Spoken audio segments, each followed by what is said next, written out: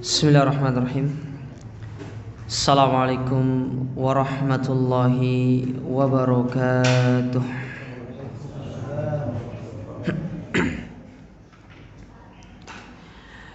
Innal hamdalillah nahmaduhu wa nasta'inuhu wa nastaghfiruh wa na'udzu billahi min shururi anfusina wa min sayyiati a'malina. من يهده الله فلا مضل له ومن يضلل فلا هادي له واشهد ان لا اله الا الله وحده لا شريك له واشهد ان محمدا عبده ورسوله اللهم صل وسلم وبارك وانعم على عبدك ورسولك نبينا محمد وعلى اله واصحابه ومن تبعهم بإحسان إلى يوم الدين. أما بعد فإن أصدق الحديث كتاب الله وخير الهدى هدى محمد صلى الله عليه وعلى آله وسلم وشر الأمور محدثاتها فإن كل محدثة بدعة وكل بدعة ضلالة وكل ضلالة في النار. Masyiral muslimin wal muslimat, para ikhwan dan akhwat, para jamaah yang semoga senantiasa dirahmati dan dimuliakan oleh Allah Subhanahu wa taala.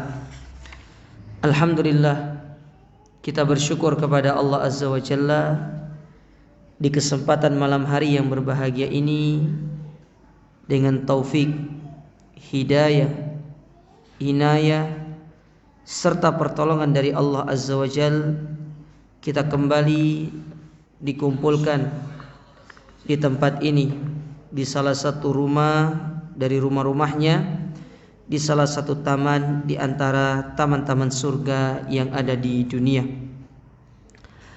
Kembali kita akan membaca risalah yang ditulis oleh Fadilatul Syekh Abdus Salam Ibn Salim As-Suhaimi hafizahullahu ta'ala, yang berjudul Kun Salafiyan Alal Jaddah. Kalau terjemahan bebasnya, jadilah salafi sejati. Dan sudah kita singgung pada pertemuan yang lalu, kenapa kita membahas ataupun kita mempelajari kitab ini, supaya kita ini lebih mengenal apa yang dimaksud dengan dakwah salafiyah. Dan sudah kita masuk di muqaddimah dari kitab yang mulia ini, di mana pada pertemuan sebelumnya kita telah menjelaskan bahwasanya agama Islam adalah agama yang melarang dari yang namanya al-ghulu, berlebih-lebihan. Islam adalah agama yang tawassut, pertengahan. Islam adalah agama yang menyeru kepada al-adl, yaitu keadilan. Dan salah satu sifat daripada agama Islam itu adalah al-wasatiyah. Islam adalah agama pertengahan antara Yahudi dan Nasrani. Begitu pula Ahlus Sunnah, mereka pertengahan di antara kelompok yang meremehkan dan kelompok yang berlebih-lebihan. Tapi sekarang kita lanjut apa yang ditulis di sini, masih kita membahas muqaddimah ya. Karena ada beberapa hal yang perlu untuk kita perhatikan dari bab-bab awal. Kalau di halaman kitabnya itu halaman yang 14. Kata penulis, lidzalika kana ahlus sunnati khairu firaqin hadhil ummah.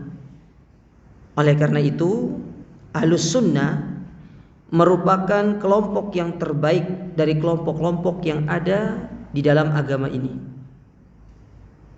Jadi ahlus sunnah wal jamaah itu merupakan kelompok yang terbaik atau golongan yang terbaik di antara semua golongan yang ada di dalam agama Islam. Karena sebagaimana kita ketahui, di dalam agama Islam ini banyak sekali yang namanya golongan, banyak sekali yang namanya kelompok. Nabi SAW pernah bersabda, iftaraqat ummati atau sataftariku ummati ala 73 firqah. Umatku itu akan terpecah belah menjadi 73 golongan. Tapi bisa lebih, dan itu sudah terjadi. Di zaman Nabi menyebutkan sebanyak 73, tapi kondisi saat ini real di lapangannya bahkan lebih dari 73, bahkan hampir ratusan kelompok yang ada di dalam Islam. Namun dari sekian kelompok-kelompok itu, golongan-golongan itu, yang mereka mengaku diri mereka berada di atas kebenaran, hanya Ahlus Sunnah wal Jamaah, mereka adalah kelompok yang lebih baik daripada semuanya, dan mereka lah sebaik-baik atau sebenar-benar yang berada di atas Al-Quran dan Sunnah Nabi SAW. Wa awsatu tawaifiha, dan Ahlus Sunnah ini merupakan kelompok pertengahan, yang paling pertengahan di antara golongan-golongan yang ada. Fahum at-ta'ifah al-mansurah, mereka juga disebut atau dinamai dengan at-ta'ifah al-mansurah. Apa itu ta'ifah al-mansurah? Yaitu golongan yang senantiasa akan ditolong. Maka sering kita sebutkan, ketika kita tidak mau menolong agama Allah, maka pasti Allah itu yang akan menolong agamanya sendiri dengan caranya sendiri. Meskipun sekarang ini semua manusia tidak mau menolong agama Allah, tidak mau menolong Islam, tidak mau menolong Al-Quran dan Sunnah, tapi Allah punya cara sendiri untuk menolong agamanya ini, untuk senantiasa menjadikan agama ini sebagai agama yang mulia. Dan tidak maunya kita menolong agama Allah ini tidak akan berdampak signifikan terhadap kerajaan Allah Subhanahu wa ta'ala. Karena pernah disebutkan dalam hadis qudsi, kalau sekiranya seluruh manusia dari awal sampai akhir ditambah dengan jinnya, mereka kufur kepada Allah Azza wa Jalla, tidak mau beriman, membangkang kepada Allah, maka apa jawaban Allah Subhanahu wa ta'ala? La yanqusu min mulki syai'a, itu tidak akan mengurangi sedikit pun dari kerajaanku. Tidak ada ruginya. Karena pada hakikatnya kita butuh kepada Allah, dan Allah tidak butuh kepada kita. Allahus Somad, Allah itu tempat bergantung. Makhluk itu bergantung kepada Allah, tapi Allah tidak bergantung kepada manusia. Kerajaan Allah tidak sama dengan kerajaan manusia. Kerajaan manusia kalau tidak ada rakyatnya hancur kerajaannya. Tapi kerajaan Allah, ketika hamba tidak mau taat kepadanya, masih banyak hamba-hamba Allah yang senantiasa loyal kepada Allah Subhanahu wa ta'ala. Wahum al-firqatu an-najiyah, mereka juga disebut dengan al-firqah an-najiyah, itu golongan yang selalu atau golongan yang selamat. Jadi al-firqah an-najiyah disebut dengan golongan yang selamat. Jadi Ahlus Sunnah itu punya banyak nama, dan nanti akan disebutkan di sini di dalam kitab ini. Yang pertama tadi Ahlus Sunnah itu sendiri, yang kedua disebut dengan at-ta'ifah al-mansurah, yang ketiga disebut dengan al-firqatu an-najiyah, ya. Yang keempat nanti ada disebut dengan ahlul athar, yaitu yang berpegang teguh kepada asar. Asar itu dinisbatkan kepada para salaf, para sahabat dan ke bawah, itu namanya asar. Ada nama mereka disebut dengan ahlul hadis, yaitu mereka-mereka yang senantiasa berpegang teguh dengan hadis-hadis Nabi SAW.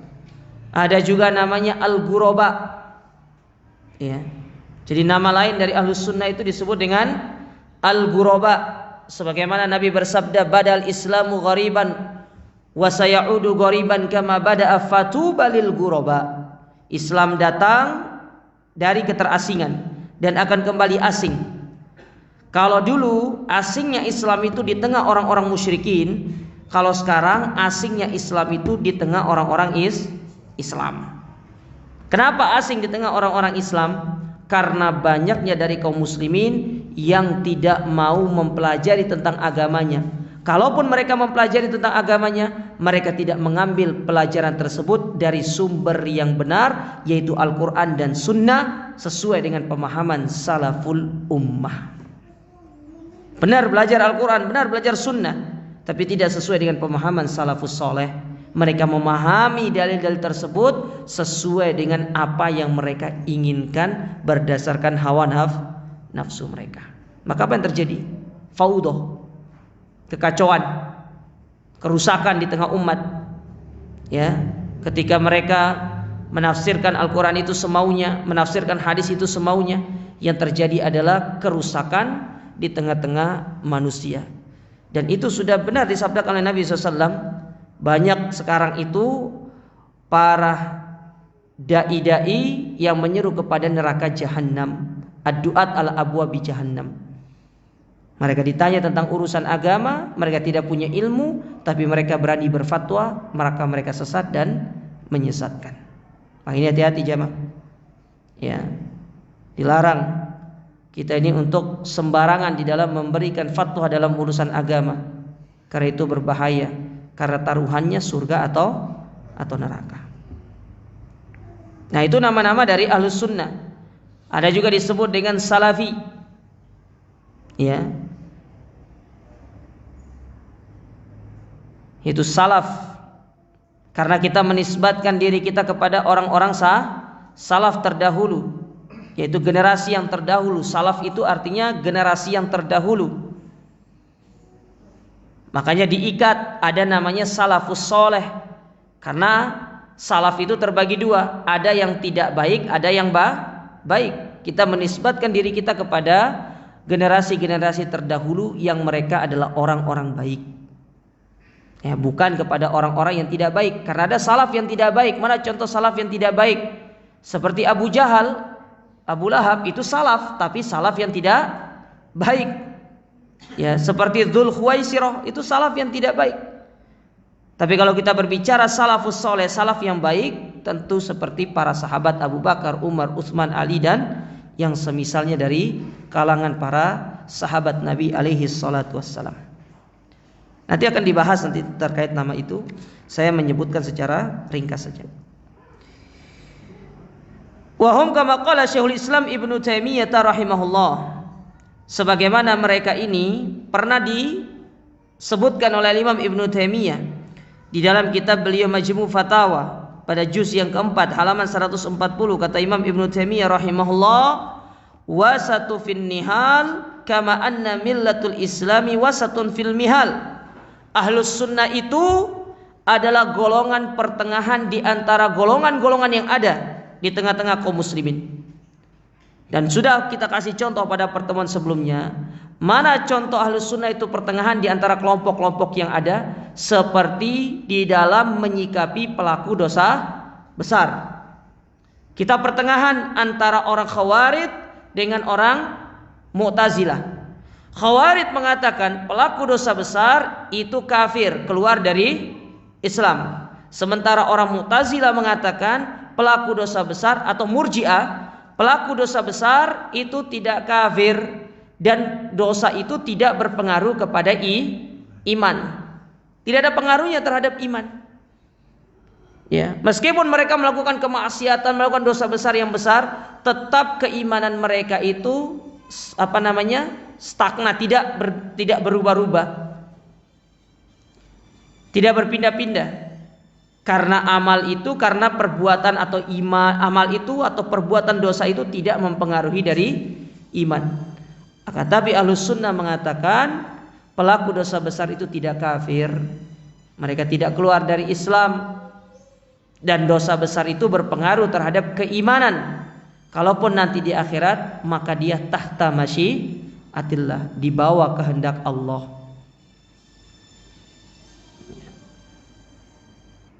Itu contoh pertengahan Ahlus Sunnah di dalam menyikapi pelaku dosa besar. Begitu pula Ahlus Sunnah pertengahan di tengah-tengah kelompok yang ada mengingkari tentang sifat-sifat Allah dan ada yang mentakwil dari sifat-sifat Allah. Maka kita katakan Ahlus sunnah pertengahan. Sifat-sifat Allah itu kita tetapkan sesuai dengan apa yang Allah sebutkan. Akan tetapi secara apakah zatnya itu sama dengan makhluk, kita katakan laisa kamitslihi syai' wa huwas samiul basir, bahwasanya Allah Subhanahu wa taala tidak sama dengan makhluknya. Inilah akidah Ahlus sunnah pertengahan. Tidak berat ke kanan, tidak berat ke kiri, tidak ekstrim kanan, tidak ekstrim kiri, tidak tasahul, tidak tafrid, tidak ifrat, tidak bermudah-mudahan, tidak pula berlebihan. Contoh sikap pertengahan Ahlus sunnah di dalam menyikapi orang soleh. Ada kelompok yang berlebihan menjadikan orang soleh itu bahkan sampai pada tingkat derajat apa? Tuhan. Ya, menghormati orang soleh tersebut, mendewakan orang soleh tersebut. Ada pula kelompok yang mereka itu tidak menghormati orang-orang soleh tersebut. Tapi Ahlus sunnah pertengahan. Bagaimana pertengahannya Ahlus sunnah terhadap orang soleh? Orang soleh itu adalah orang yang harus kita cintai, tapi tidak boleh kita berlebihan alias gulu. Sampai-sampai kita meyakini kalau sudah dekat dengan orang soleh ini pasti dijamin masuk surga. Maka ini yang perlu untuk kita perhatikan. Dan banyak sekali contoh-contoh bagaimana pertengahannya Ahlus sunnah salafiyah terhadap kelompok-kelompok yang menyimpang di dalam agama Islam ini. Wa minal ma'lum, dan sebagaimana diketahui, anna ahlas sunnati wal jama'ati hum ashabu Rasulillah SAW. Kalau disebut dengan ahlus sunnah wal jamaah, maka mutlaknya itu kembali kepada sahabat Nabi. Kita kalau sebut ahlus sunnah atau salaf, maka selalu itu dikembalikan kepada sahabat Nabi Sallallahu Alaihi Wasallam, karena mereka adalah sebaik-baik salaf dari umat ini, yaitu para sahabat. Kalau kita membuka kitabnya Imam Ahmad bin Hanbal yang berkaitan dengan usulus sunnah, dasar-dasar sunnah, dasar-dasar dari akidah, pilar yang pertama atau dasar yang pertama yang beliau bawakan di dalam kitab beliau mengatakan usulus sunnah indana at-tamassuku bima kana alaihi ashabu Rasulillah sallallahu alaihi wa ala alihi wasallam. Dasar yang pertama dari dasar-dasar akidah menurut kami, kata beliau, yaitu berpegang teguh dengan apa yang para sahabatnya Nabi sallallahu alaihi wasallam berada di atasnya. Karena tidak ada salaf lagi setelah sebelum mereka. Ya, kalaupun sebelum mereka ya Nabi sallallahu alaihi wasallam. Tapi kalau kita berbicara secara strata umat, maka para sahabat Nabi itu merupakan salaf kita. Maka pada hakikatnya ketika kita menisbatkan diri kita kepada dakwah salaf, berarti kita telah menisbatkan diri kita untuk kita mengikuti para sahabat Nabi sallallahu alaihi wasallam, dan mereka memang harus diikuti karena itu merupakan rekomendasi dan perintah dari Allah Subhanahu wa taala kepada kita. Sebagaimana Allah berfirman dalam Al-Qur'an, kuntum khaira ummatin ukhrijat linnas ta'muruna bil ma'ruf wa tanhauna 'anil munkar wa tu'minuna billah. Kalian sebaik-baik umat yang Allah keluarkan untuk dijadikan panutan oleh orang-orang yang datang setelah kalian. Ini legalitas yang Allah berikan kepada para sahabat dan isyarat yang Allah berikan kepada kita orang-orang yang datang belakangan. Kalau ingin mengikuti, maka ikutilah sahabat Nabi. Sama halnya seperti yang disabdakan oleh Nabi SAW dalam hadis Irbad ibn Sariyah, ketika Nabi SAW mengatakan, usikum bitaqwallah wasam'i wa ta'ah, aku wasiati kepada kalian untuk bertakwa kepada Allah, mendengar dan taat kepada pemimpin kaum muslimin. Wa in ta'ammara 'alaikum abdun habasyi, meskipun yang memimpin kalian itu adalah hamba sahaya, budak. Ya, Nabi menyebutkan budak, padahal sebenarnya budak itu tidak bisa menjadi pemimpin bagi orang merdeka. Andaikan budak dia bisa menjadi seorang pemimpin, maka tetap kita harus taat kepada budak tersebut karena dia sudah menjadi seorang pemimpin. Nabi menyebutkan permisalan yang paling rendah untuk menunjukkan ketaatan yang harus kita lakukan kepada yang namanya pemimpin. Lalu apa kata Nabi SAW? Wa man ya'ish minkum ba'di fasayara ikhtilafan katsira. Fa'alaikum bisunnati wa sunnatil khulafa'ir rasyidin al-mahdiyyin addu 'alaiha bin nawajiz. Barang siapa yang hidup sepeninggalku, pasti dia akan mendapati perselisihan yang sangat banyak. Maka bagaimana cara keluar dari perselisihan tersebut? Dari perkara-perkara yang diperselisihkan oleh kaum muslimin itu, Nabi memberikan solusi, fa'alaikum bisunnati wa sunnatil khulafa'ir rasyidin. Maka berpegang teguhlah dengan sunnahku dan bagaimana sunnahnya para sahabat. Karena mereka generasi terbaik dari umat ini. Tidak ada generasi yang dipersaksikan, yang dipuji oleh Allah Subhanahu wa taala di dalam Al-Qur'an kecuali yaitu mereka para sahabat Nabi ridwanullahu taala jami'an. Wa hum attabi'una lahum bi ihsanin.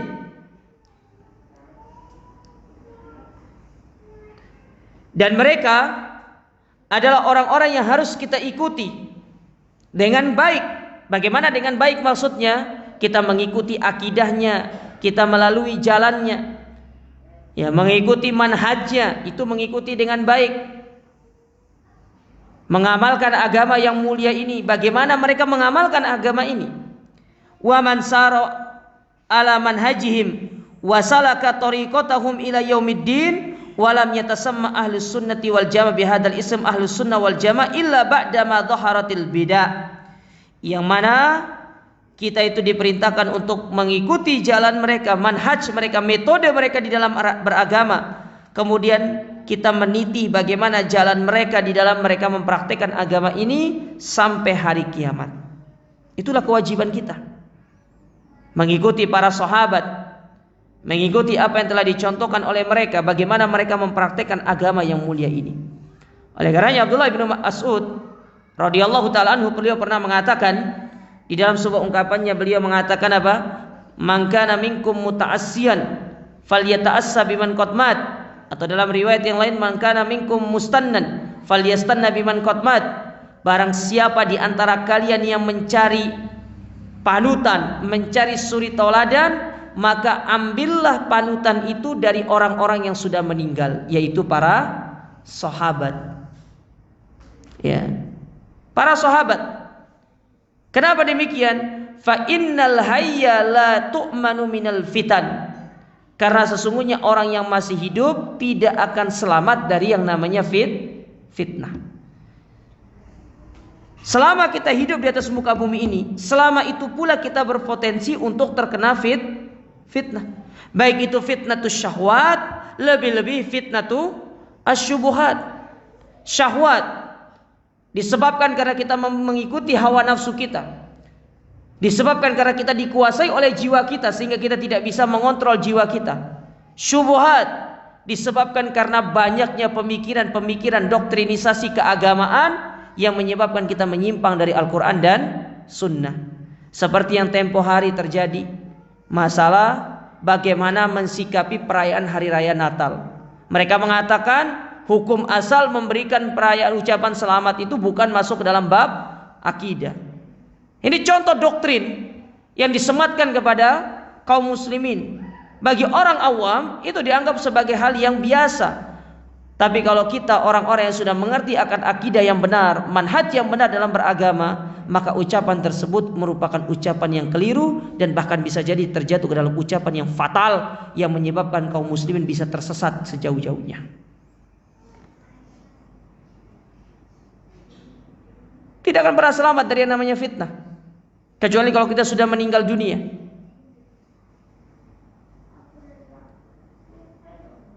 Maka ini yang perlu kita benar-benar memperhatikan. Kita jaga diri kita supaya kita tidak terjatuh ke dalam fitnah. Karena barang siapa yang sudah masuk ke dalam fitnah, berenang di dalam kubangan fitnah, maka susah dia untuk keluar. Susah, sangat susah jemaah sekalian.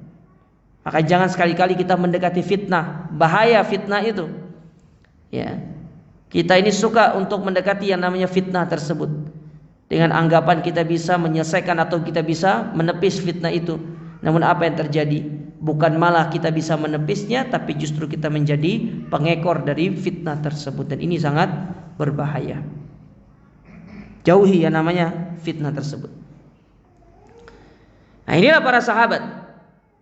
ikuti jalan mereka, ikuti metode mereka, ikuti manhaj mereka di dalam beragama. Walam yatasamma ahlus sunnati wal jamaah bihadzal ism, dan ahlus sunnah wal jamaah tidaklah diberikan nama dengan nama ini illa ba'dama dhaharatil bid'ah, kecuali setelah muncul yang namanya bid'ah. Jadi sebelum adanya bid'ah belum ada nama ini. Tapi setelah adanya bid'ah di dalam agama, barulah nama ini mulai dipakai, karena ada namanya ahlul bid'ah wal furqah, sebagaimana ada ahlus sunnah wal jamaah. Ya. Setelah munculnya bid'ah, dan kalau kita melihat sejarah, bid'ah yang pertama kali muncul di dalam agama kita adalah bid'atul khawarij. Bid'ahnya khawarij, yang mana cikal bakal bid'ah khawarij itu sebenarnya sudah muncul di zaman Nabi, yang dipelopori oleh seorang yang bernama Dzul Khuwaisirah ketika dia memprotes Nabi SAW, ya, terkait masalah pembagian harta rampasan perang. Dan mulailah fitnah itu berkembang, terutama di zaman Khalifah Utsman ibn Affan radhiyallahu taala anhu. Dan itulah yang menyebabkan Utsman terbunuh, pemberontakan. Makanya para ulama sangat keras dalam masalah pemberontakan ini. Tidak ada kebaikan yang namanya pemberontakan kudeta itu. Karena sebab inilah Utsman bin Affan itu meninggal dunia. Dan sekarang itu terulang kembali di masa sekarang. Dan coba lihat hasil dari pemberontakan yang dilakukan oleh kaum muslimin, oleh orang-orang pergerakan. Apakah membawakan hasil yang bermanfaat? Apakah membawa perbaikan bagi negara? Jawabannya tidak. Justru yang terjadi adalah kekacauan, stabilitas keamanan negara menjadi hilang, sehingga orang-orang yang beribadah menjadi tidak tenang. Lihat bagaimana contoh Mesir, Suriah, Libya, Irak sampai saat ini. Apakah mereka tenang dalam kondisi sekarang ini? Tidak. Lalu apa yang diharapkan dari yang namanya pemberontakan itu? Apa yang kita harapkan dari yang namanya kita melakukan aksi-aksi yang seperti itu? Dan yang lebih parahnya, kemungkaran yang terjadi di tengah pemberontakan itu lebih besar daripada kemungkaran yang ingin dihilangkan tersebut. Para wanita diajak keluar, mereka meniakan suara, yang meninggikan suaranya, padahal para wanita itu hukum asal mereka harus berada di rumah. Suara mereka itu sudah aurat, diajak keluar untuk mereka pergi melakukan aksi, melakukan demonstrasi segala macam. Kemungkaran yang terjadi, bagaimana Allah akan meridhoi aksi-aksi tersebut, sementara cara mereka untuk menghilangkan kemungkaran dengan cara yang lebih mungkar. Salah. Maka ini sungguh pemikiran yang jauh dari kata ilmu. Kalau memang benar-benar mereka memiliki ilmu, Nabi memberikan solusi kepada kita. Kata Nabi alaihissalatu wassalam, afdalul jihadi kalimatu haqqin inda sultanin jair. Sebaik-baik jihad itu adalah memberikan nasihat di sisi pemimpin yang zalim. Dan ini tugasnya para ulama, bukan kita. Ini tugasnya para ulama untuk membimbing para umara, para penguasa supaya mereka lurus. Bukan kita yang tidak memiliki kapasitas. Akhirnya yang terjadi apa? Sudah capek, cara kita yang salah, pemimpin pun tidak mau mendengar orasi kita. Dan yang terjadi apa? Mereka berhak untuk melakukan aksi pembubaran karena mereka memiliki power. Ini yang tidak dipikirkan oleh mereka-mereka yang melakukan hal tersebut. Dan ini bid'ah yang pertama kali muncul dari Islam ini, yaitu bid'atul khawarij, bid'ahnya khawarij. Maka hati-hati dengan bid'ah ini jemaah sekalian. Ini berbahaya. Pemikiran-pemikiran khawarij ini masih berkembang sampai sekarang. Benar kata-kata khawarij itu sudah tidak ada. Kelompok yang namanya khawarij itu sudah ada, tapi pemikirannya, ya nilai apa istilahnya, embrio-embrionya itu akan selalu muncul, akan selalu ada di atas muka bumi ini sampai datangnya hari kiamat. Makanya hati-hati dengan pemikiran khawarij ini. Ya, samar, tapi dia sangat berbahaya. Wa ta'addat firaqud dhallah, dan bermunculannya atau semakin banyaknya kelompok-kelompok yang sesat. Sebagaimana disebutkan oleh para ulama, kalau tidak salah oleh Al-Imam Abdullah Ibnul Mubarak, beliau pernah menyebutkan bahwasanya dari sekian banyak kelompok yang ada di atas muka bumi ini, mereka berawal atau bersumber dari 4 kelompok besar. Yang pertama Khawarij, yang kedua Syiah, yang ketiga Mu'tazilah, dan yang keempat adalah Qadariyah. Ini 4 kelompok awal, istilahnya pembesarnya. Dari 4 inilah mulai bermunculan kelompok-kelompok yang lainnya, yang mulai mereka itu tersebar di tengah-tengah tubuh kaum muslimin. Maka ini hati-hati, ya, hati-hati. Terlalu banyak sekarang ini kelompok-kelompok tersebut. Maka waspada terkait masalah pemikiran-pemikiran yang seperti ini, karena ini dapat menjadikan kita sesat dari jalan yang hak, dari manhaj yang benar. Wa akhadha kullun yad'u ila bid'atihi, dan setiap kelompok itu mulai menyeru kepada bid'ahnya masing-masing, wa hawahu, dan hawa nafsunya, ma intisabihim fi dhahiri ilal Islam, meskipun secara zahirnya itu mereka mendakwakan kepada Islam. Mereka mengatakan dakwah kepada Islam, dakwah kepada Al-Qur'an, dakwah kepada hadis. Kita gunakan Al-Qur'an, kita gunakan hadis kok. Benar, mereka menggunakan itu semua, tapi cara memahami Al-Quran dan hadis itu sesuai dengan hawa nafsu mereka. Itu yang terjadi. Makanya Mufaddal ibn Muhalhal rahimahullahu ta'ala, beliau pernah mengingatkan kepada kita dengan mengatakan apa? La tujalis ahlal ahwa, janganlah kalian duduk dengan pengikut bid'ah, dengan pengikut hawa nafsu, ya. Lalu beliau mengatakan, fa inna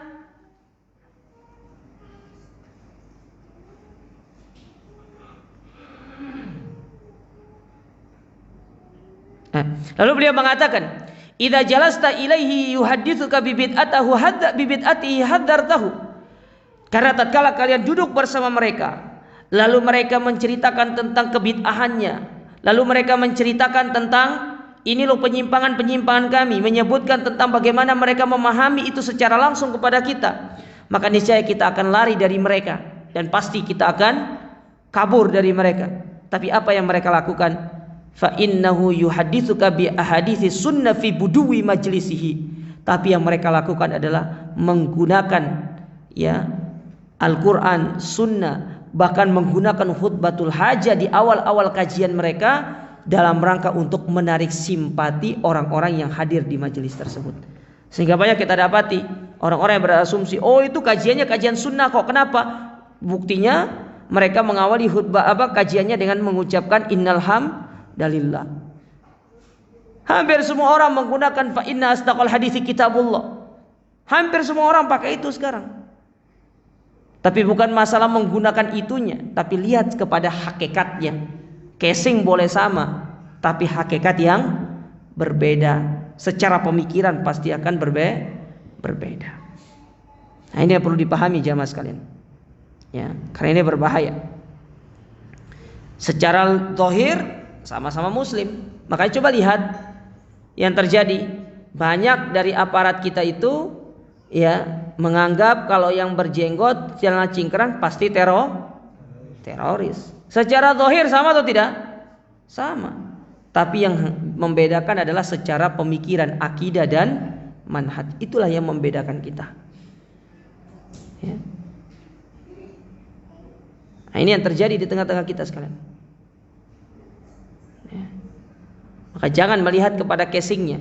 Bisa jadi casingnya lebih mulia mereka, lebih ahli mereka, tapi secara hakikatnya kita lihat isinya, konten yang dibicarakan di dalam kajian-kajiannya, apakah konten kita sama dengan mereka, terutama ketika membahas bab-bab yang itu merupakan bab pemisah antara kita dengan mereka, seperti bab jihad, bab ketaatan kepada pemimpin, dan bab yang berkaitan dengan pelaku dosa besar. Ini adalah bab-bab yang menjadi pemisah antara dakwah salafiyah dengan dakwah-dakwah yang menyimpang, dengan kelompok-kelompok yang menyimpang dari Al-Quran dan Sunnah Nabi Sallallahu Alaihi Wasallam.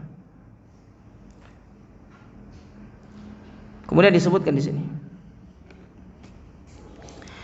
min huna, maka dari sini, kana la budda li ahli al-haqqi an yu'rafu bi asma'i tumayyizuhum an ghairihim min ahli al-ibtida'i wal inhirafi fil aqidah.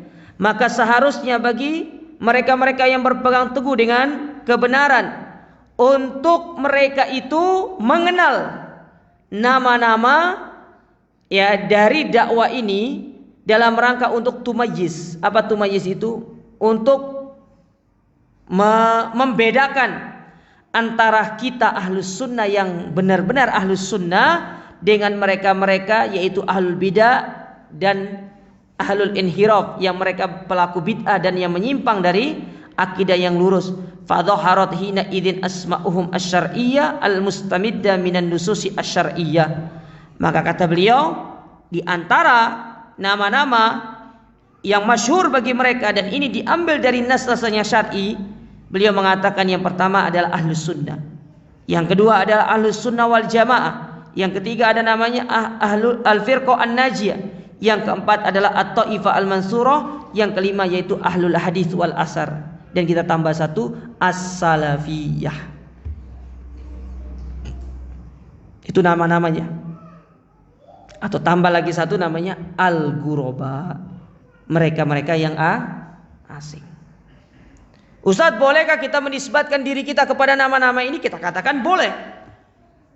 Syekhul Islam Ibnu Taimiyah di dalam kitab beliau Majmu' Fatawa pernah mengatakan, la aiba ala man adhara madhhabas salaf wa antasaba ilai wa tazza ilai bal yajibu kubulu dzalika bil ittifaq.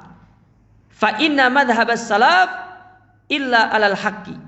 Kata beliau, tidak ada celaan bagi orang-orang yang menisbatkan diri mereka kepada manhaj salaf, seperti mereka mengatakan namanya siapa? Muhammad al-Athari. Seperti Syekh Ali Hasan menaruh di belakangnya itu, meletakkan di belakang nama beliau itu adalah Syekh Ali bin Hasan al-Halabi al-Athari. Beliau bangga dengan disebut dengan al-Athari. Kita juga bisa ingin mengatakan siapa nama antum? Abu Muhammad ibn Fulan as-Salafi. Tidak ada masalah. Ya, justru kita harus bangga. Ya, kita harus bangga dengan penisbatan tersebut. Karena ini merupakan bentuk penyandaran yang mulia.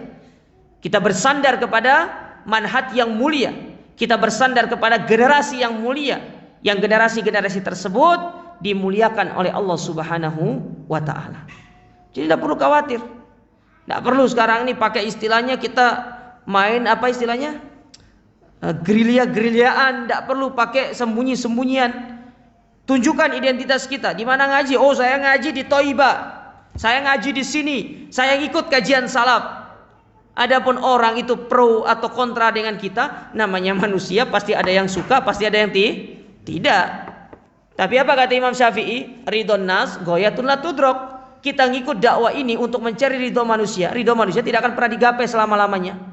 Tidak akan pernah antum gapai. Antum kasih dunia ini, tambah satu lagi, tambah tiga dunia ini antum kasih sama mereka, tidak akan pernah ridho kepada kita. Tapi cara untuk kita mengambil ridhonya manusia dengan kita mendekatkan diri kita kepada sang yang memiliki ridho itu, yaitu Allah Subhanahu wa ta'ala.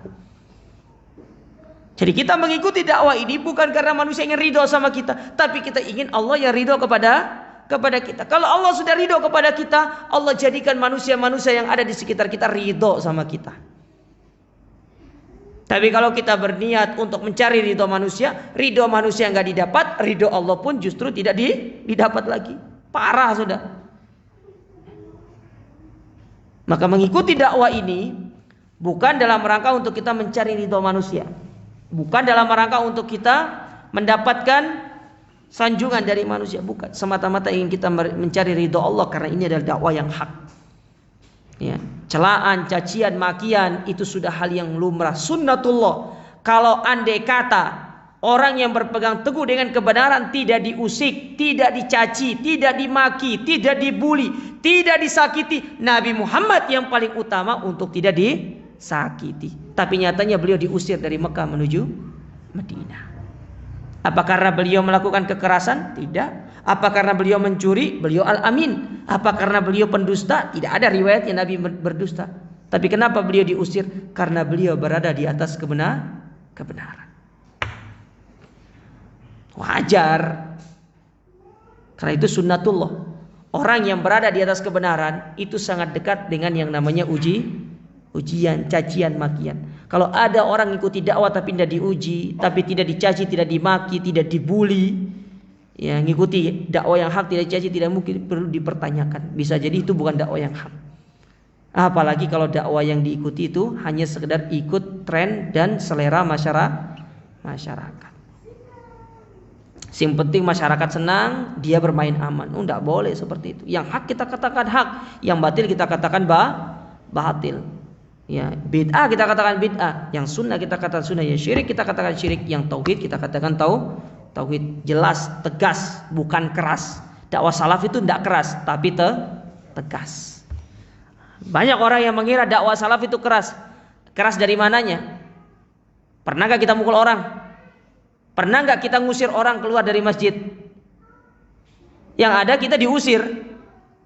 Kan begitu kan? Kita yang diusir. Kita tidak pernah ngusir. Pernah gak kita pergi untuk menghentikan kajian orang di luar sana? Tidak pernah. Yang ada kajian kita dihentikan. Terus siapa yang keras sekarang? Siapa yang radikal sekarang itu? Kita yang dikatakan Wahabi ini radikal? Tidak. Buktinya kita adem-adem aja. Mau mengikuti dakwah kita, walhamdulillah. Ya, tidak mau mengikuti juga tidak ada masalah. Masjid selalu terbuka. Anda pengen ngaji di sini silakan, ahlan wa sahlan. Anda tidak mau ngaji di sini juga tidak dipaksa. Ya. Dan kalau mau ngaji sini tidak ada istilahnya harus daftar dulu kartu anggota segala macam. Ada nggak kartu tanda anggota dakwah salaf? Tidak ada. Tidak ada kita punya seragam khusus. Pernah nggak kita rakernas? Tidak pernah. Kalau ditanya siapa pemimpinnya, jelas Nabi SAW itu pemimpin kita. Ya. Tidak ada ketuanya, tidak ada apa segala macam. Namun itulah fitnah tuduhan yang dilayangkan kepada kita, semuanya sebenarnya tidak bersandar, akan tapi mereka melemparkan fitnah tersebut karena tidak tahu cara lagi untuk membantah hujah yang diberikan oleh dakwah salafiyah kepada mereka. Taib. Nah, itu nama-namanya. Ya, nama-nama dari Ahlus Sunnah wal Jamaah.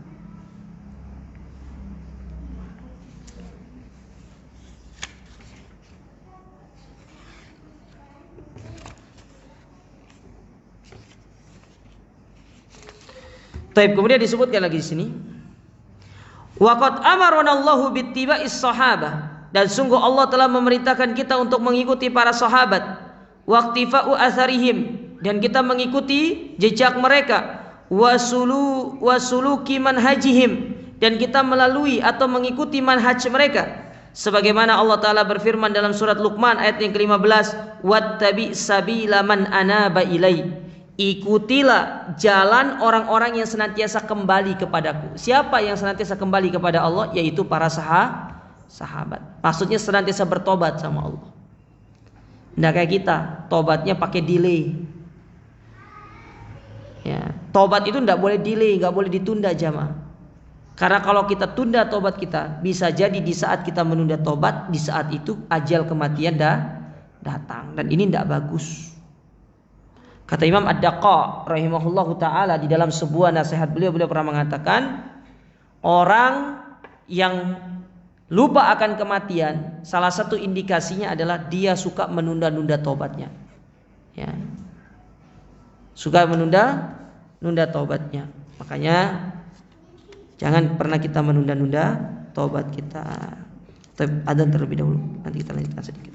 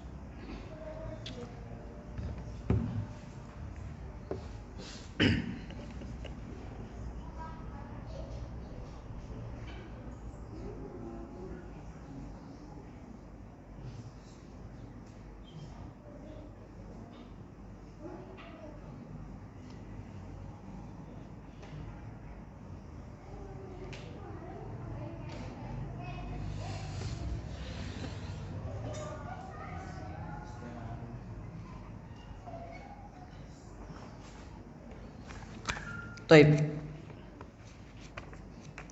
Kita lanjutkan sedikit. Kemudian beliau membawakan ucapan Al-Imam Ibnul Qayyim rahimahullahu ta'ala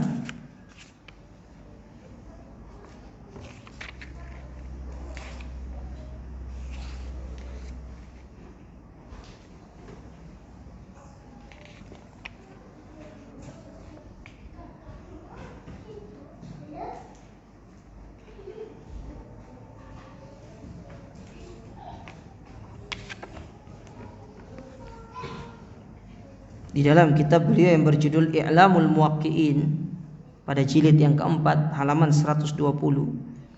Kata Imam Ibnu Qayyim rahimahullah, beliau mengatakan wa kullun minas sahabati munibun ilallah fayajibu ittiba'u sabilihi. Maka seluruh sahabat itu mereka adalah orang-orang yang senantiasa kembali kepada Allah. Itulah para sahabat. Selalu kembali kepada Allah, selalu bertobat kepada Allah. Maka wajib bagi kita untuk mengikuti jalan mereka, wa aqwaluhu, mengikuti perkataan ataupun ucapan-ucapan mereka, wa i'tiqadatuhu, dan mengikuti keyakinan, bagaimana keyakinan mereka, akidah mereka, min akbari sabilihi, dan ini adalah seutama-utamanya jalan, yaitu jalannya mereka para sahabat.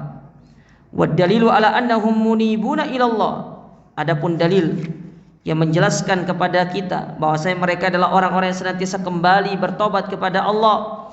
Annallaha qad hadahum, bahwasanya Allah telah memberikan hidayah kepada mereka, sebagaimana Allah Subhanahu wa taala sebutkan dalam surat Asy-Syura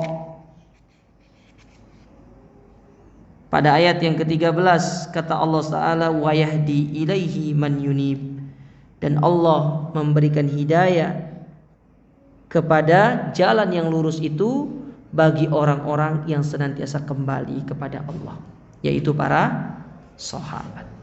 Oleh karena itu, masyiral muslimin, para jamaah yang semoga senantiasa dirahmati oleh Allah, kewajiban kita adalah mengikuti para sahabat, mengikuti manhaj mereka, mengikuti akidah mereka, mengikuti bagaimana cara mereka beragama, karena mereka merupakan manusia terbaik, generasi terbaik yang Allah Subhanahu wa taala rekomendasikan untuk kita ikuti.